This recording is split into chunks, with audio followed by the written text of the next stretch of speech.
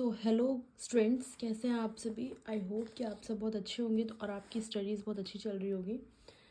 तो आज हम स्टार्ट करेंगे पार्ट थर्ड। हमने इससे पहले वाले वीडियोस में मेल एंड फीमेल पार्ट को कवर कर लिया था। अब हम शुरू करेंगे परागण। चलिए फिर इसी के साथ शुरू करते हैं। पूर्ववर्ती भाग में आप पढ़ चुके हैं कि पुष्पीय पादपों में नर एवं मादा युग्मक क्रमशः परागकण एवं भ्रूणकोश में पैदा होते हैं। चूंकि दोनों ही प्रकार के युग्मक अचल हैं, अतः निषेचन संपन्न होने के लिए दोनों को ही एक साथ लाना होता है। यह कैसे संपन्न हो, इस उद्देश्य की प्राप्ति के लिए परागण एक प्रक्रम है। परागकणों परागकोश के झड़ने के पश्चात का स्त्री केसर के वर्तिकाग्र तक स्थानांतरण या संचारण को परागण कहा जाता है। परागण की प्राप्ति के लिए पुष्पी पादपों ने एक आश्चर्यजनक अनुकूलन व्यूह विकसित किया है। ये परागण को प्राप्त करने के लिए बाह्य कारकों का उपयोग करते हैं। क्या आप इस समय अधिक से अधिक बाहरी कारकों की सूची बना सकते हैं? परागण के प्रकार।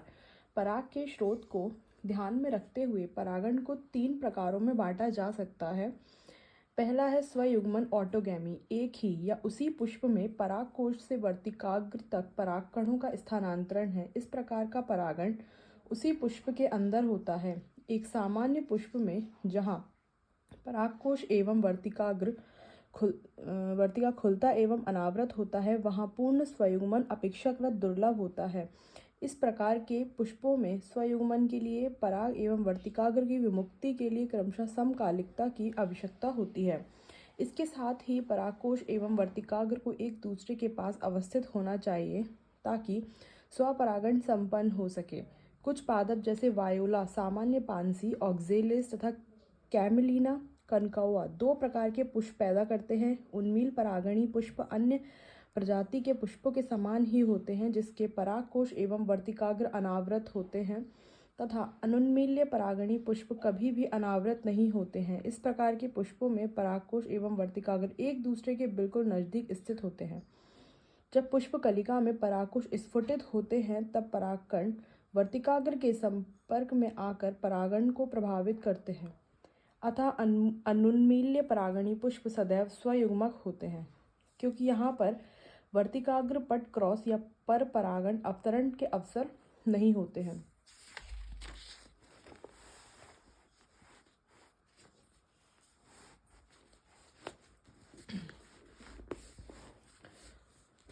फिर ये है उन्मील परागणी पुष्प सुनिश्चित रूप से यहाँ तक कि परागण की अनुपस्थिति में बीज पैदा करते हैं। क्या आप सोचते हैं कि अनुन्मील्य पौधों को इससे क्या फायदे हैं या हानि क्यों? सजात पुष्पी परागण। दूसरा, एक ही पादप के एक पुष्प के परागकणों का दूसरे पुष्प के वर्तिकाग्रों तक का स्थानांतरण है। यद्यपि सजात पुष्पी परागण क्रियात्मक रूप से पर परागण है, जिसमें एक कारक एजेंट सम्मिलित होता है। सजात पुष्पी परागण लगभग स्वयुग्मन जैसा ही है, क्योंकि इसमें परागण उसी पादप से आता है।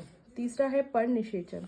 इसमें भिन्न पादपों के परागकोश से भिन्न पादपों के वर्तिकाग्र तक परागकणों का स्थानांतरण होता है।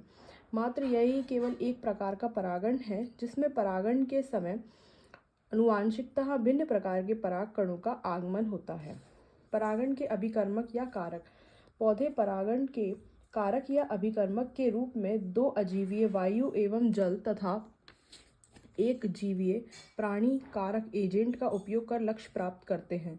अधिकतर पौधे परागण के लिए जीवीय कारकों का उपयोग करते हैं। बहुत कम पौधे अजीवीय कारकों का उपयोग करते हैं। वायु तथा जल दोनों ही कारकों में परागकण का वर्तिकाग्र के संपर्क में आना महज संयोगात्मक घटना है। इस प्रकार की अनिश्चितता तथा परागकणों के हास्य से जुड़े तथ्यों की क्षतिपूर्ति हेतु पौधे बीजाणु की तुलना में असंख्य मात्रा में परागकण उत्पन्न करते हैं। अजीवीय परागण में वायु द्वारा परागण सर्वाधिक सामान्य परागण है। इसके साथ ही वायु परागण हल्के के हेतु हल्के तथा चिपचिपाहट रहित परागकणों की जरूरत होती है, ताकि वे हवा के झोंकों के साथ संचारित हो सकें। वे अक्सर बेहतर अनावृत पुंकेसर से युक्त होते हैं, ताकि वे आसानी से हवा के बहाव में प्रसारित हो सकें, एवं बृहद एवं प्रायः पिच्छ वर्तिकाग्र युक्त होते हैं, ताकि आसानी से वायु के उड़ते परागणों को आबद्ध किया जा सके। वायु परागित पुष्पों में प्रायः प्रत्येक अंडाशय में एक अकेला बीजांड तथा एक पुष्प क्रम में असंख्य पुष्प गुच्छ होते हैं। इसका एक जाना पहचाना उदाहरण भुट्टा कॉनकेव है, जो फुन्ने टेंसिल के देखते हैं। वे कुछ और नहीं बल्कि वर्तिकाग्र और वर्तिका है, जो हवा में झूमते हैं ताकि परागकणों को आसानी से पकड़ सके। घासों में वायु परागण सर्वथा सामान्य है। पुष्पी पादपों में पानी द्वारा परागण काफी दुर्लभ है। यह लगभग 30 वर्षों तक सीमित है, वह भी अधिकतर एक बीजपत्री पौधों में। इसके विपरीत आप स्मरण करें कि निम्न पादप समूह जैसे एल्गी, ब्रायोफाइट्स और टेरिडोफाइट्स आदि के नर युग्मकों के परिवहन संचार का नियमित साधन जल ही है। यह विश्वास किया जाता है कि कुछ ब्रायोफाइट एवं टेरिडोफाइट्स का विस्तार केवल इसलिए सीमित है क्योंकि नर युग्मकों के परिवहन एवं निषेचन हेतु जल की आवश्यकता होती है। जल परागित पादपों के कुछ उदाहरण वेलिसनेरिया तथा हाइड्रिला, जो कि ताजे पानी में उगते हैं, और अनेकों समुद्र जलीय घासें जैसे ज़ोस्टेरा आदि हैं। सभी जलीय पौधे जल को परागण के लिए उपयोग में नहीं लाते हैं। अधिकांश जलीय पौधे जैसे कि वाटर हाइसिंथ एवं वाटर लिली मुकुंदनी पानी के सतह पर पैदा होते हैं और इनका परागण कीटों एवं वायु से होता है, जैसा कि अधिकतर जलीय पादपों में होता है। एक प्रकार के जलीय परागण में मादा पुष्प एक लंबे डंठल ब्रंथ द्वारा जल की सतह पर आ जाते हैं और नर पुष्प या परागकण पानी की सतह पर अवमुक्त होकर आ जाते हैं। उदाहरणार्थ वेलिसनेरिया लंबे डंठल के साथ जल धाराओं में निष्क्रिय रूप से बहते रहते हैं।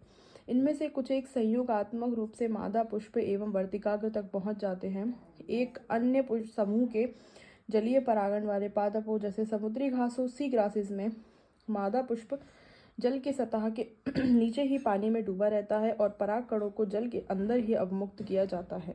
इस प्रकार की बहुत सारी प्रजातियों के परागण लंबे फीते जैसे होते हैं तथा जल के भीतर निष्क्रिय रूप से बहते रहते हैं। इनमें से कुछ एक वर्तिकाग्र तक पहुंच जाते हैं और परागण पूरा होता है। जल परागित अधिकतर प्रजातियों में परागकणों को पानी के भीतर गीले श्लेष्म आवरण द्वारा संरक्षित रखा जाता है।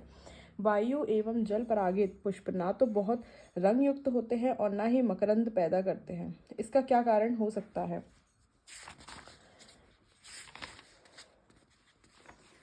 ये वीडियो लेक्चर पार्ट बहुत ज़्यादा बड़ा बन जाएगा। इस कारण से हम यहाँ से इस पैराग्राफ से नेक्स्ट वीडियो में कवर करेंगे। तो इस वीडियो में इतना ही, मिलते हैं नेक्स्ट वीडियो में। Thank you students, bye bye.